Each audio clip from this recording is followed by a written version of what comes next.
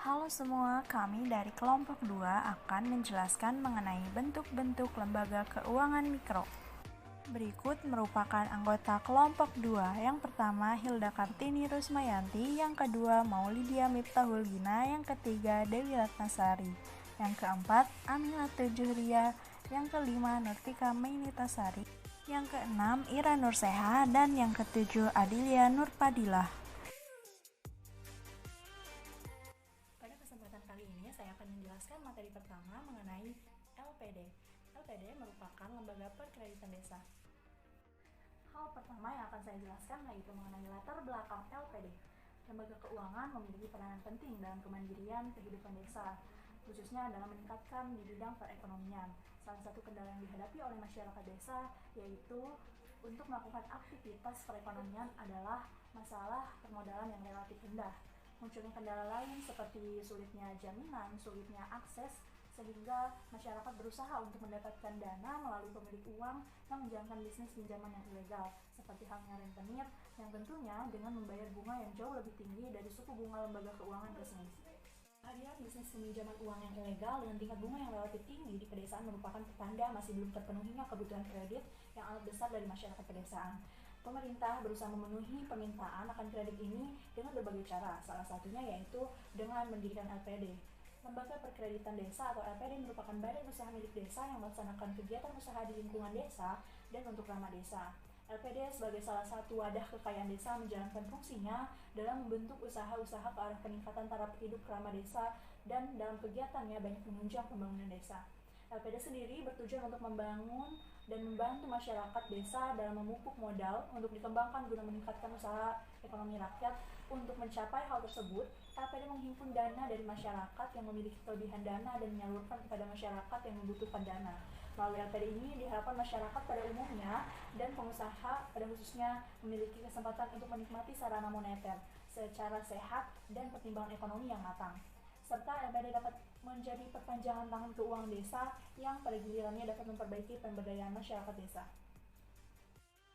Selanjutnya saya akan menjelaskan mengenai sejarah LPD. LPD pertama kali diprakarsai oleh Gubernur Bali saat itu, yaitu Prof. Ida Bagus Mantra, setelah pada tahun 1984 beliau berkunjung ke Sumatera Barat. Di sana ada lembaga keuangan milik adat yang berkembang dengan baik, yang diberi nama Lumbung Pitih Nagari. Beberapa bulan kemudian, beliau mengikuti seminar di Semarang mengenai lembaga keuangan desa atau Badan Kredit Desa. Dari hasil seminar tersebutlah beliau mencetuskan untuk mendirikan LPD di Bali. Nah, berkat pencetusan hal tersebut, LPD berkembang begitu pesat. Selanjutnya, saya akan menjelaskan mengenai tata kelola dalam LPD. Yang pertama, ada organisasi dan perencanaan. Dalam mengelola LPD, tim manajemen juga memantau perubahan situasi makroekonomi, melakukan rapat formal triwulan untuk evaluasi internal yang melibatkan semua staf. Yang kedua, prosedur rekrutmen. Mereka dipilih dari anggota komunitas desa dan ditetapkan dalam rapat desa untuk periode 4 tahun. Yang ketiga, mekanisme penyaluran pinjaman. Institusi informal seperti norma-norma dan sanksi sosial, dan institusi formal yaitu peraturan legal formal digunakan bersama-sama dalam tata kelola LPD. Yang selanjutnya, yang keempat, yaitu sistem penggajian. Secara umum dimaksudkan untuk menstimulasi kinerja yang lebih baik dari stafnya. Yang kelima, pengawasan dan bimbingan LPD. Bank BPD Bali memiliki tugas untuk mengelola koordinasi dengan organisasi lainnya yang terlibat di dalam proses bimbingan dan pengawasan LPD. Selanjutnya, saya akan menjelaskan kondisi perkembangan LPD pada saat ini setelah Undang-Undang Nomor 1 Tahun 2013. Nah, di sebuah penelitian oleh Putra Sarjana 2018 mengumumkakan hal yang sama bahwa kedudukan LPD setelah berlakunya Undang-Undang Nomor 1 Tahun 2013 tentang lembaga keuangan mikro adalah sebagai lembaga keuangan yang dimiliki oleh desa adat. Dengan demikian, LPD tidak dapat dipersamakan dengan lembaga keuangan mikro lainnya seperti BPR dan koperasi. Berdasarkan pembahasan fakta hukum yang berisi perbuatan, peristiwa, dan keadaan sehingga munculnya sebuah permasalahan mengenai pengaturan lembaga perkreditan desa seharusnya tetap berlandaskan budaya desa pakraman, di mana sifat otonominya di dalam mengelola kehidupannya sendiri atau dengan berdasarkan peraturan daerah. Itu saja penjelasan mengenai LPD. Selanjutnya akan dijelaskan mengenai LPK atau Lembaga Perkreditan Kecamatan oleh rekan saya, Maulidia Miftahul Gina.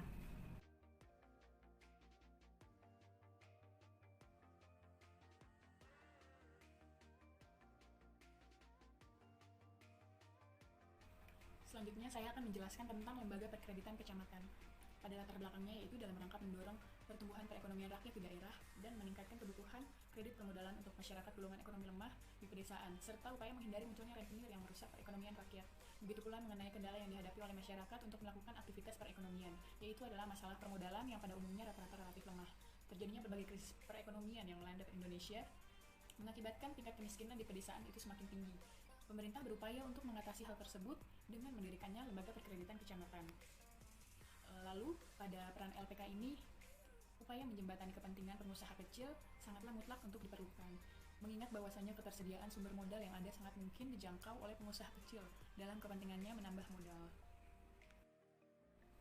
Selanjutnya saya akan menjelaskan tentang sejarah Lembaga Perkreditan Kecamatan atau bisa disebut juga dengan LPK. LPK ini terdapat di Jawa Barat. Wilayah operasional lembaga ini sama dengan BKK, di mana Badan Kredit Kecamatan, dengan pola kepemilikan yang sedikit berbeda. Kepemilikan LPK ini adalah 55% pemerintah provinsi dan 45% pemerintah kabupaten. Lalu LPK ini juga memiliki sejarah yang sangat panjang, di mana pendiriannya itu mulai dari tahun 1973 dengan peraturan pemerintah nomor 446 tahun 1973. Pada tahun 1992, regulasi perbankan mengharuskan LDKP berubah menjadi BPR dengan tenggang waktu hingga tahun 1997. Pada saat itu, banyak LPK yang berubah menjadi BPR dengan dukungan dana dan dari pemerintah provinsi, kabupaten, serta Bank Pembangunan Daerah atau BPD. Namun, tidak semua LPK bisa ditingkatkan menjadi BPR karena masih banyak LPK yang terkendala masalah permodalan dan manajemen. Selanjutnya, saya akan menjelaskan tentang tata kelola Lembaga Perkreditan Kecamatan atau LPK. Yang pertama ada pemegang saham, lalu dilanjut dengan komisaris atau badan pengawas, lalu direksi atau pimpinan, di mana terbagi dua, yaitu seksi pengawasan dan seksi pelayanan. Seksi pengawasan terbagi menjadi 3, ada dana, kredit, dan kas. Lalu seksi pelayanan terbagi menjadi 2, pembukuan dan sekretaris umum. Selanjutnya saya akan menjelaskan tentang kondisi perkembangan Lembaga Perkreditan Kecamatan pada saat ini setelah Undang-Undang Nomor 1 Tahun 2013. Kondisi perkembangan dalam masyarakat ini yaitu lembaga keuangan yang menyediakan dana atau modal bagi usaha skala mikro sangatlah penting. Lembaga keuangan mikro ini memang hanya difokuskan untuk kepada usaha-usaha masyarakat yang bersifat mikro. Berikut beberapa perkembangannya yaitu yang pertama, mempermudah akses masyarakat miskin atau berpenghasilan rendah untuk memperoleh pinjaman atau pembiayaan mikro. Lalu yang kedua ada memberdayakan ekonomi dan produktivitas masyarakat yang relatif rendah. Lalu yang ketiga ada meningkatkan pendapatan dan kesejahteraan masyarakat yang berpenghasilan rendah. Lalu yang keempat untuk menumbuhkan perekonomian rakyat menjadi tangguh, berdaya, dan mandiri yang berdampak kepada peningkatan perekonomian nasional yang diselenggarakan berdasarkan atas demokrasi ekonomi dengan prinsip kebersamaan, efisiensi berkeadilan, berkelanjutan, berwawasan lingkungan, kemandirian, serta dengan menjaga keseimbangan kemajuan dan kesatuan ekonomi nasional. Baik, itu saja penjelasan dari saya. Selanjutnya akan disampaikan oleh rekan saya Hilda Kartini Rismayanti yang menjelaskan tentang Teras BRI.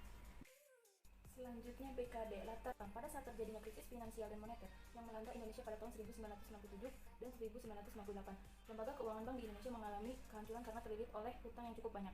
Namun, justru Bank Umum yang memfokuskan usahanya dan lembaga keuangan pedesaan tidak terpengaruh banyak oleh krisis tersebut. Maka dari itu banyak bank beberapa tahun ini gencar mulai menggarap ke dalam sektor usaha mikro, kecil dan menengah UMKM. Karena pada kenyataannya dan telah diakui bahwa sektor UMKM inilah yang tahan terhadap krisis ekonomi yang porak-porandakan perekonomian nasional yang merugikan banyak pihak baik dari sektor perbankan, perdagangan jasa, termasuk para birokrat selaku pemegang kebijakan. Tidak sedikit bank dilikuidasi, perdagangan mandek, sektor industri yang menghentikan produksinya, banyaknya pemutusan hubungan kerja PHK, banyaknya letter of credit Indonesia di luar negeri tidak dipercaya lagi, dan juga para pejabat yang tidak sedikit pula bertumbangan. Upaya penanganan dari krisis tersebut adalah mendirikan Badan Kredit Desa BKD yang merupakan salah satu lembaga kedudukannya dipersamakan dengan bank. Dengan alasan karena BKD memiliki fungsi dan potensi yang dominan dalam pengelolaan bidang keuangan. Tidak dapat dipungkiri bahwa BKD memiliki peranan yang sangat penting dalam menunjang kemajuan pengembangan ekonomi skala desa. BKD telah membantu menopang kesejahteraan ekonomi masyarakat sehingga keberadaan BKD di desa sangat sulit bahkan bisa dikatakan tidak dapat terpisahkan. Selanjutnya, sejarah BKD dirintis oleh seorang asisten residen di Purwokerto yang bernama Dewap Van Wee dengan mendirikan 250 buah lumbung desa pada tahun 1897 dengan tujuan untuk mengurangi ijon, rentenir, gadai gelap, dan kegiatan lain yang serupa. Pada awal pendiriannya, modal BKD berasal dari zakat, sumbangan penduduk, dan simpanan dari sebagian hasil panen padi. Karena terdapat zakat sebagai unsur modal, maka kecuali kepala desa yang menjadi tokoh sentral di BKD sebagai ketua, maka dalam menjalankan usahanya, pegawai desa dan urusan agama ditunjuk sebagai salah satu pengurus BKD. Selanjutnya tata kelola. Komisi 1 sebagai ketua komisi bertanggung jawab penuh terhadap maju mundurnya BKD. Komisi 2 sebagai kasir bertanggung jawab atas segala masalah keuangan pada Komisi 1. Komisi 3 sebagai juru tagih bertanggung jawab atas kelancaran angsuran pinjaman nasabah. IJTU BKD sebagai tenaga pembuku dan administrasi BKD. Lahirnya Undang-Undang Nomor 1 2013 berisi berbagai hal tentang pengaturan, prinsip, dan pengelolaan. Kebijakan ini membawa status baru untuk BKD. Status badan hukum sebagai LKM dipaparkan dalam Undang-Undang Nomor 1 2013 Pasal 39 Ayat 1 yang berbunyi, pada saat undang-undang ini mulai berlaku, bank desa, lumbung desa, bank pasar, bank pegawai, badan kredit desa, badan kredit kecamatan, kredit usaha rakyat kecil. Selanjutnya ada BKK, yaitu Badan Kredit Kecamatan. Di sini pertama ada latar belakangnya. Badan Kredit Kecamatan umumnya dekat dengan tempat masyarakat yang membutuhkan, dan fungsinya menerima simpanan dalam bentuk uang dan memberikan kredit jangka pendek untuk masyarakat pedesaan. Tujuan utama pembentukan BPR di desa-desa adalah untuk menghindari praktik lintah darat dengan ketentuan bunga yang sangat tinggi, umumnya dekat dengan tempat masyarakat yang membutuhkan, dan fungsinya menerima simpanan dalam bentuk uang dan memberikan kredit jangka pendek untuk masyarakat pedesaan. Bank Perkreditan Rakyat Badan Kredit Kecamatan atau BPR BKK adalah suatu jenis bank perkreditan yang beroperasi di wilayah kecamatan saja. Badan Kredit Kecamatan beroperasi pada wilayah kecamatan dengan supervisi dan pengelolaan berada di bawah pemerintah provinsi. Selanjutnya ada sejarah Badan Kredit Kecamatan. Sejarah singkat perusahaan Badan Kredit Kecamatan adalah sebagai lembaga keuangan bukan bank yang menerima simpanan hanya dalam bentuk deposito berjangka, tabungan, dan atau bentuk lainnya yang dipersamakan dengan itu serta menyalurkan dana dalam bentuk kredit. Pada tahun 1990, banyak Badan Kredit Kecamatan yang berubah menjadi BPR dengan adanya peraturan dari Menteri Keuangan dan Bank Indonesia. Namun saat ini masih banyak terdapat Badan Kredit Kecamatan yang masih beroperasi sesuai dengan keberadaan awalnya. Badan Kredit Kecamatan merupakan lembaga keuangan dengan status perusahaan daerah sesuai dengan Perda Jateng Nomor 19 Tahun 2002. Pengawasan juga dilakukan oleh Bank Pembangunan Daerah di tiap provinsi. Pengelolaan Badan Kredit Kecamatan dilakukan oleh pemerintah provinsi dan approval pinjaman harus melalui camat. Menurut Peraturan Gubernur Jawa Tengah Nomor 42 Tahun 2009, Badan Kredit Kecamatan didirikan bertujuan untuk, yang pertama, mendekatkan modal ke masyarakat dengan cara mudah, murah, dan mengarah. Yang kedua, melindungi masyarakat dari para rentenir atau pelepas uang. Yang ketiga, menciptakan pemerataan kesempatan berusaha. Dan yang keempat, mendidik masyarakat untuk gemar menabung. Selanjutnya ada tata kelola Badan Kredit Kecamatan. Di sini ada struktur organisasi perusahaannya. Untuk mencapai tujuan seperti yang disebutkan dalam visi misi Badan Kredit Kecamatan, pihak perusahaan merancang suatu struktur organisasi yang jelas, mulai dari pemegang saham sebagai pemegang keputusan tertinggi, sampai bagian paling bawah yaitu seksi pengawasan dan seksi pelayanan. Selanjutnya ada kondisi perkembangan Badan Kredit Kecamatan pada saat ini setelah Undang-Undang Nomor 1 Tahun 2013. Dalam upaya mendorong pemberdayaan masyarakat, khususnya masyarakat berpenghasilan menengah ke bawah dan usaha mikro kecil dan menengah UMKM, diperlukan dukungan yang komprehensif dari lembaga keuangan. Selama ini UMKM terkendala akses pendanaan ke lembaga keuangan formal.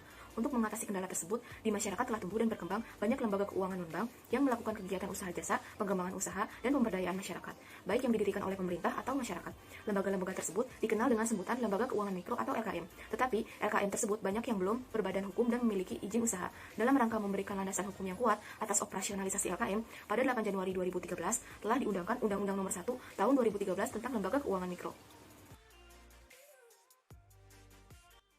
Selanjutnya saya akan menjelaskan tentang teras BRI. Latar belakangnya yaitu keberadaan pasar, khususnya pasar-pasar tradisional, merupakan salah satu indikator paling nyata dalam kegiatan ekonomi masyarakat di suatu wilayah. BRI adalah bank yang berbasis UMKM, harus concurs terhadap keberadaan pasar tradisional tersebut sebagai salah satu target market yang sangat profesional. Teras adalah nama lain dari PPD, yaitu Pos Pelayanan Desa, yang ada selama ini hanya ada sebagian kecil di pusat-pusat pasar, sehingga market yang ada dan sangat potensi belum sepenuhnya tergali semua, sehingga keberadaan PDD BRI saat ini yang merupakan operasional dari BRI unit induk. Beranjak dari permasalahan tersebut, maka untuk meningkatkan peran BRI sebagai bank yang berbasis UMKM serta untuk menggali potensi di pasar-pasar tradisional, maka BRI telah mendirikan unit kerja baru yang disebut dengan Teras BRI yang ada di setiap pasar tradisional. Teras BRI adalah sebagai pengganti dari nama unit kerja PPD yang ada di pasar tradisional. Teras BRI beroperasi secara online dengan menu induk pada unit BRI yang ditunjuk. Dengan demikian, laporan keuangannya akan langsung mengupdate pada waktu dan hari yang sama di BRI yang telah ditunjuk. Teras BRI beroperasi secara terbatas sebagai sarana transaksi pembayaran dan penyetoran uang, dan termasuk layanan jasa perbankan lainnya seperti transfer, payment point, yaitu PLN, telepon, dan lain-lain. Teras BRI tidak diberikan kewenangan untuk melakukan putusan kredit terhadap para nasabahnya. Teras BRI selain memberikan pelayanan perbankan secara kepada nasabah, juga berfungsi sebagai pusat informasi dan promosi produk, serta fasilitas BRI sebagai sarana pemberitahuan kepada masyarakat yang belum tahu tentang BRI. Selanjutnya adalah sejarah perkembangan Teras BRI. Teras BRI ini semacam kantor kas pembantu yang posisinya di bawah unit BRI yang mulai diluncurkan sejak tahun 2009. Hadir dalam bentuk mobil layanan dengan 1 teller, 1 customer service, dan 1 satpam. Teras BRI berkeliling setiap hari dari pasar ke pasar. Sasarannya memang pedagang-pedagang pasar dan setiap pasar sudah ada jadwalnya. Kehadirannya Teras BRI sejak tahun-tahun yang lalu memang cukup membantu masyarakat di sekitar untuk melakukan aktivitas perbankan, seperti menyetorkan uangnya untuk ditabung lewat Teras BRI. Tidak hanya sektor tabungan, melalui Teras BRI, pengusaha kecil dapat mengajukan pinjaman untuk modal usaha. Bank BRI bahkan memiliki program dengan pendampingan untuk pengusaha yang melakukan pinjaman agar usaha yang dijalankan tetap dapat berkembang lebih baik serta untuk menghindari adanya kredit macet. Selanjutnya ada tata kelola Teras BRI. Dalam tata kelola, Teras BRI mengacu pada tata kelola Bank BRI itu sendiri. Yang pertama ada tata kelola komitmen, yang dimana di dalamnya ada visi dan misi, nilai perusahaan, dan yang lainnya. Yang kedua ada tata kelola struktur, yang dimana di dalamnya ada organ utama, organ pendukung, dan kebijakan dan prosedur. Yang ketiga ada tata kelola proses, yang dimana di dalamnya ada pelaksanaan kegiatan usaha bank, pengelolaan sumber daya manusia, dan yang lainnya. Yang keempat ada tata kelola hasil, yang dimana di dalamnya ada kesinambungan usaha, perlindungan nasabah, dan yang lainnya. Selanjutnya ada kondisi perkembangan Teras BRI pada saat ini setelah Undang-Undang Nomor 1 Tahun 2013. Atas diterbitkannya Undang-Undang Nomor 1 Tahun 2013, maka program kredit mikro di Indonesia memasuki era baru yang lebih terorganisasi. Meski kapasitasnya dalam mengentaskan kemiskinan masih menimbulkan banyak ragam kritik, program kredit mikro dinilai masih berorientasi pada kebijakan pemerintah dan masih terkonsentrasi pada program keluaran dari bank yang notabene murni mencari keuntungan. Padahal, perbankan merupakan sektor yang sangat rentan dengan instabilitas sehingga risiko terhadap program kredit mikro menjadi sangat tinggi. Perbankan yang menyalurkan program kredit mikro banyak dikritik masih belum memperhatikan pemerintah penyediaan aksesibilitas jasa keuangan. Kredit mikro perbankan juga dinilai masih belum bisa menyasar ke kalangan ultramikro, yaitu sangat kecil, dan kalangan miskin yang belum mempunyai usaha tetap mempunyai keinginan untuk berusaha. Itu saja yang dapat saya sampaikan. Selanjutnya akan dijelaskan oleh rekan saya, Ira Nurseha, dengan materi kredit usaha mikro. Selanjutnya, saya akan menjelaskan mengenai kredit usaha mikro atau KUM. Bisnis pada abad 21 ini akan semakin banyak menghadapi tantangan karena konsumen lebih memandang kepada produk yang lebih high quality, low cost, dan juga harus responsif terhadap perubahan yang sangat cepat. Contohnya, CAPTA akan meningkatkan jumlah dan kekuatan pesaing-pesaing baru dari negara asing. Kompleksitas dan tantangan yang dihadapi tersebut menuntut suatu usaha untuk memiliki strategi inovasi yang tepat, sehingga mampu bersaing dengan kompetitor, pada khususnya kompetitor negara lain. Dari perspektif dunia, diakui bahwa kredit usaha mikro atau KUM memainkan suatu peran yang sangat vital di dalam pembangunan dan pertumbuhan ekonomi. Tidak hanya di negara-negara yang sedang berkembang, tetapi juga di negara-negara maju. Salah satu perbankan yang menyalurkan KUM adalah PT Bank Mandiri Persero Tbk atau Kredit Usaha Mikro Mandiri, atau juga bisa kita sebut sebagai KUM Mandiri. KUM Mandiri ialah kredit atau pembiayaan dari bank untuk multiguna usaha kepada semua sektor ekonomi yang bersifat produktif kepada usaha mikro per orang dengan limit kredit sampai 10 juta rupiah dengan agunan berupa asuransi jiwa. Selanjutnya ada sejarah perkembangan KUM atau kredit usaha mikro. Divisi Mikro pada tahun 2005 menciptakan produk kredit mikro mandiri.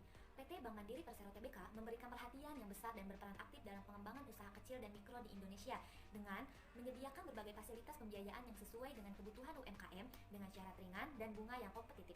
Lalu ada meningkatkan kualitas pelayanan kepada nasabah melalui dukungan teknologi dan tenaga profesional yang berpengalaman dalam berbagai pembiayaan kepada UMKM. Lalu yang terakhir, ada memberikan kemudahan bagi UMKM dalam mendapatkan informasi yang transparan melalui jaringan kantor cabang yang terbesar di seluruh wilayah Indonesia.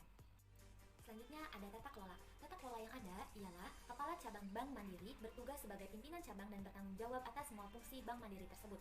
Lalu yang kedua ada Customer Service Officer atau CSO. Terdapat 3 posisi sebagai Customer Service bertugas melayani nasabah bila ada komplain, mutasi buku, buku rekening, dan lain-lain. Yang ketiga ada High Teller, adalah bertugas sebagai pengawas teller yang melayani nasabah dan bertanggung jawab terhadap penyetoran modal yang masuk.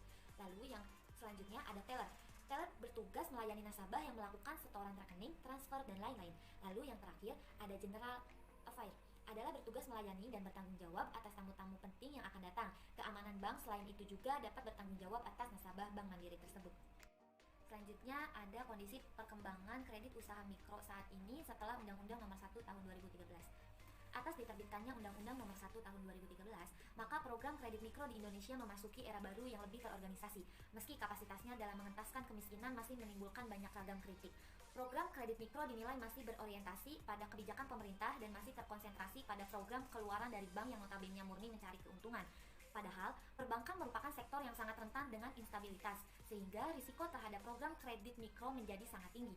Perbankan yang menyalurkan program kredit mikro banyak dikritik masih belum memperhatikan pemerataan penyediaan aksesibilitas jasa keuangan.